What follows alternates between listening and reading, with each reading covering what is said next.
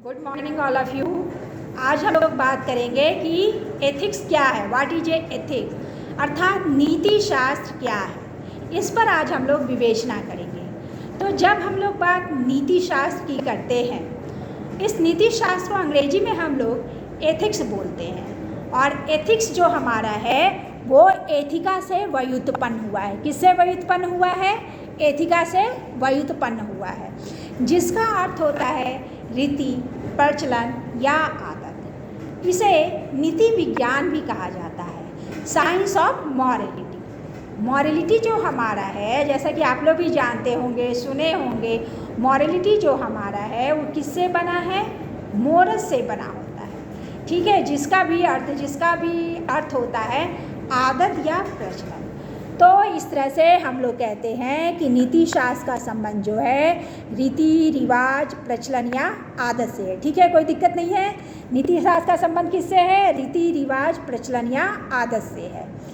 अब देखिए, मनुष्य जब कोई कर्म करता है तो किस प्रकार का कर्म करता है? दो प्रकार के कर्म होते हैं। एक ऐच्छिक कर्म होते हैं जो हम खुद सोचकर, अपनी इच्छा से, अपने संकल्प स्वातंत्र का प्रयोग करके करते हैं।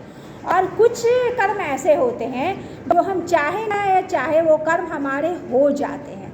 जैसे सांसों का चलना, सांसों का धड़कना, पलकों का झपकना, छींक आना, खांसी आना, इस पर हमारा क्या होता है? इस पर हमारा कोई जोर नहीं होता है, इस पर हमारा कोई वश नहीं होता है। ठीक है, तो इस पर हम कोई नैतिक निर्णय नहीं दे सकते हैं। नीति शास्त्र का जो संबंध है वो उचित, अनुचित, राइट, रॉन्ग, गुड, एविल यानी शुभ, अशुभ, सबसे नीति शास्त्र का हमारा संबंध होता है।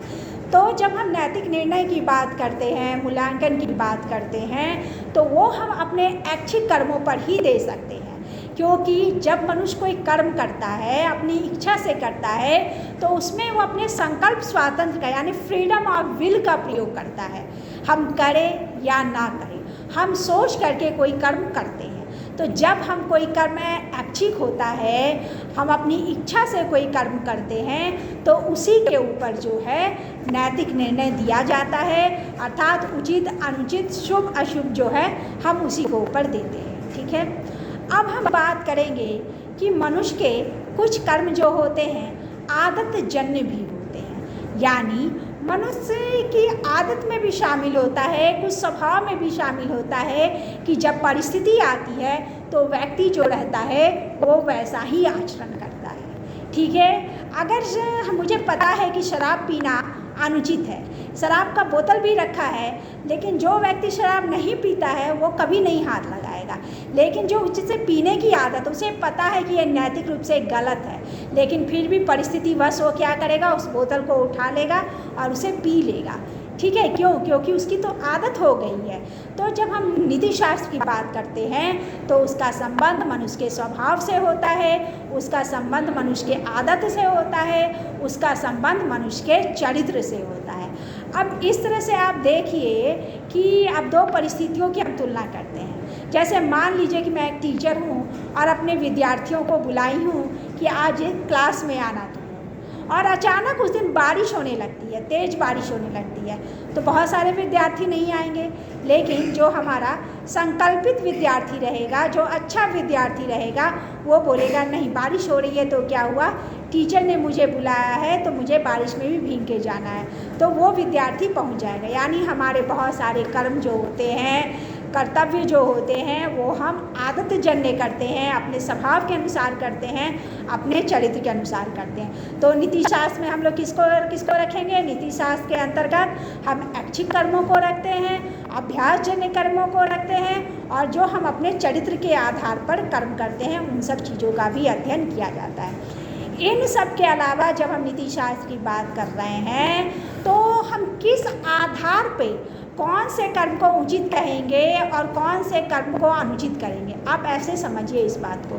जैसे हम कह रहे हैं सुंदरता को ले लें, तो सुंदरता का मतलब क्या है कि हमारे मन में, हमारे मस्तिष्क में एक सुंदरता का पैमाना पहले से ही है कि इस तरह का कर्म क्या होता है? सुंदर होता है। ठीक है, मतलब इस तरह का व्यक्ति सुंदर होता है, जिसके रंगोड़ा हो, नाक खड़ी हो, या जो भी हमारे मन में एक आदर्श है, एक मापदंड पहले से तैयार है, उसी तरह से जब हम नीति शास्त्र में भी उचित अनुचित शुभ अशुभ की बात करते हैं तो एक आदर्श है, एक पैमाना है हमारे मन में पहले से ही रहता है, जिसके आधार पर इस तरह के कर्मों को हम उचित और इस तरह के कर्मों को हम अनुचित कहते हैं। ठीक है, तो इस तरह से यहाँ पर चर्चा की जा रही है। इन सब के अलावा भी नीति शास्त्र का जो संबंध है वो मनुष्य का कर्म कैसा है, इस पे या कोई मनुष्य कैसे कर्म कर रहा है इस पर आधारित ना होकर के मनुष्य को कैसा कर्म करना चाहिए, आउट टू बी, मनुष्य को ऐसा कर्म करना चाहिए। तो नीति शास्त्र का संबंध किससे है?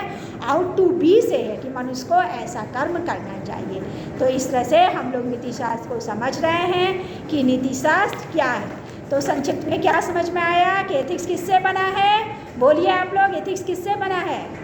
ग्रीक शब्द एथिका से, एथिका से व्युत्पन्न हुआ, जिसका अर्थ क्या होता है? रीति, प्रचलन, आदत और अभ्यास होता है।